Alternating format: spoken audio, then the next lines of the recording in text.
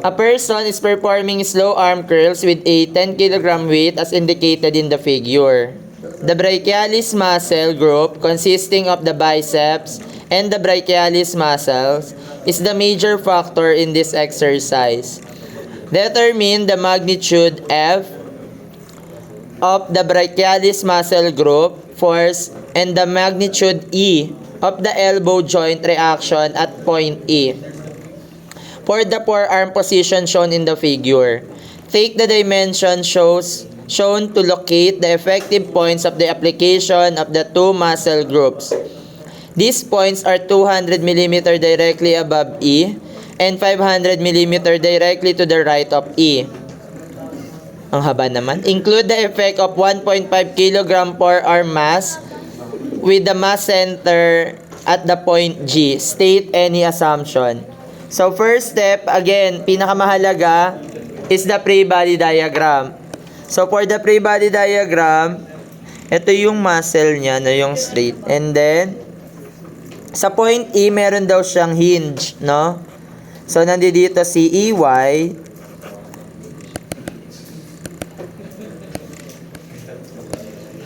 EX.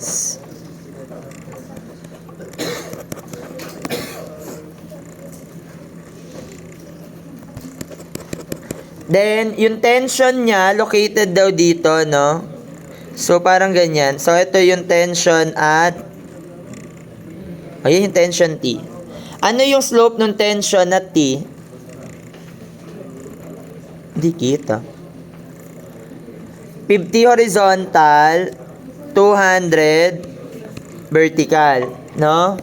Tapos lagay nyo lang yung mga dimension para magandang tignan.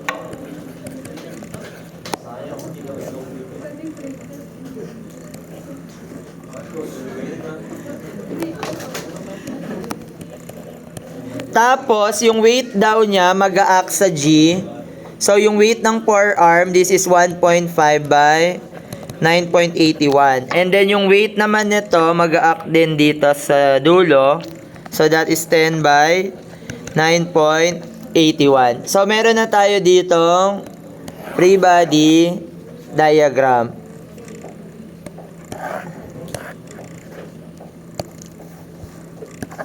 Ito na yung free body diagram niya. So, ngayon, anong mga pwede natin gamitin? This is a non-concurrent, non-parallel force system. So, syempre, una dyan is summation ng moment at E equals to 0. So, di ba meron tong TY component? Tama ba? Tapos may vertical. So, ano yung hypotenuse nito? Square root of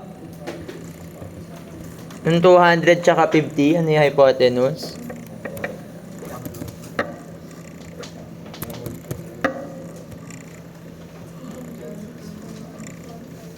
Square root of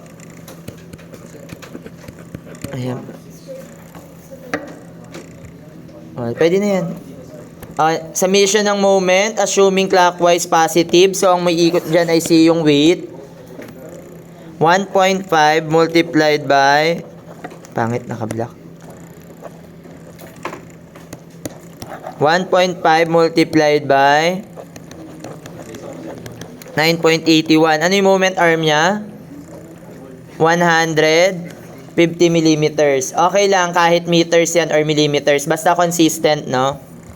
Then next, plus 10 multiplied by 9.81. Ano yung moment arm niya? 350. Minus yung vertical component, TY. So that is T. Ano yung vertical component niya? 200 over 50 square root of 17. Meron pa ba? Namikot? Wala na. Equals to 0. So, magkano yung tension T?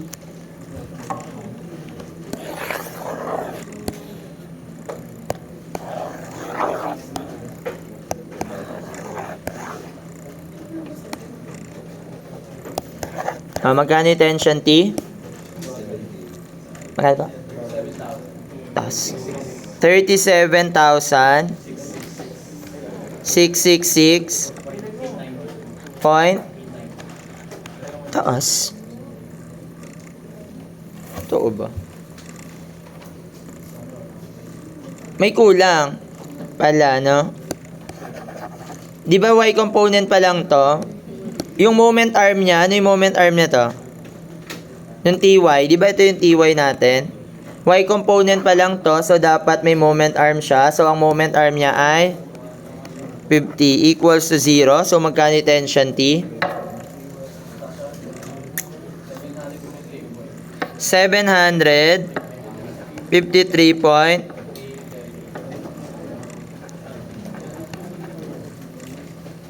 newtons.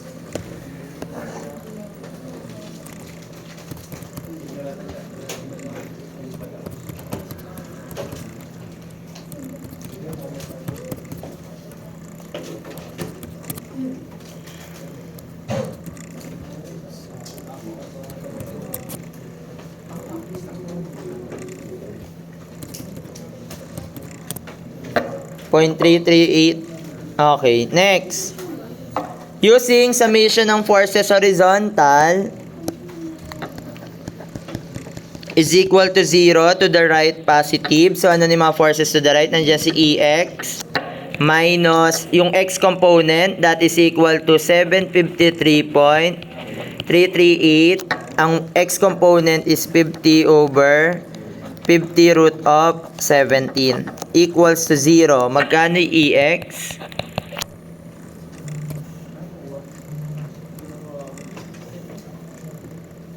Si Mamisi naman, chat ng chat. Dapat yung walang pasok. 100.711.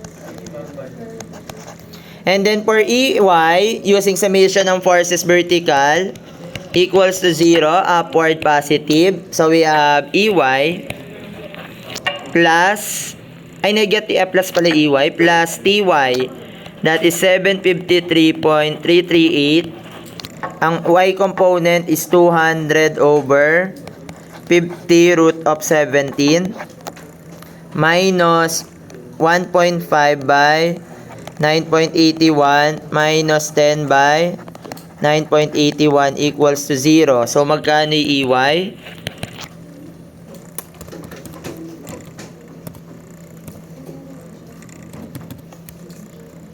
Negative.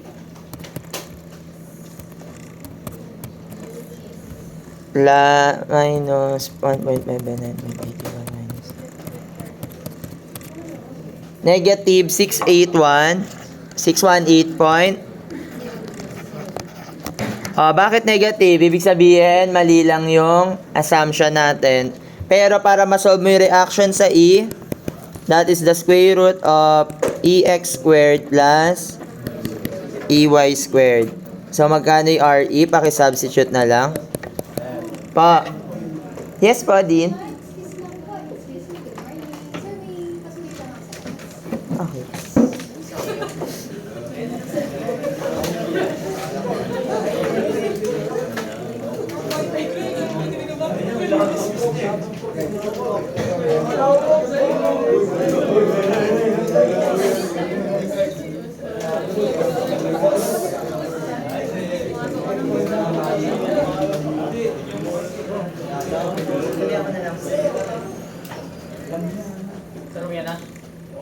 Hindi, baka lang daw may nakita kayo na may nalaglag na parcel or something.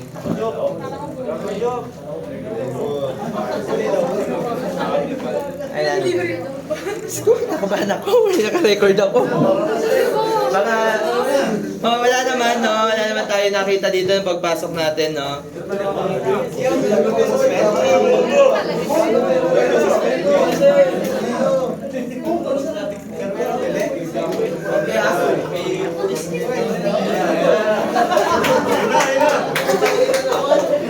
Nasa parcel daw yung post.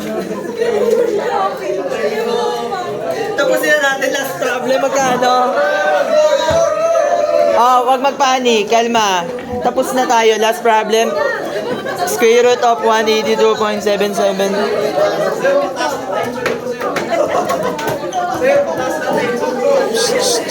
Oh, let's settle down. Ay, ano daw? 472. Point. 472.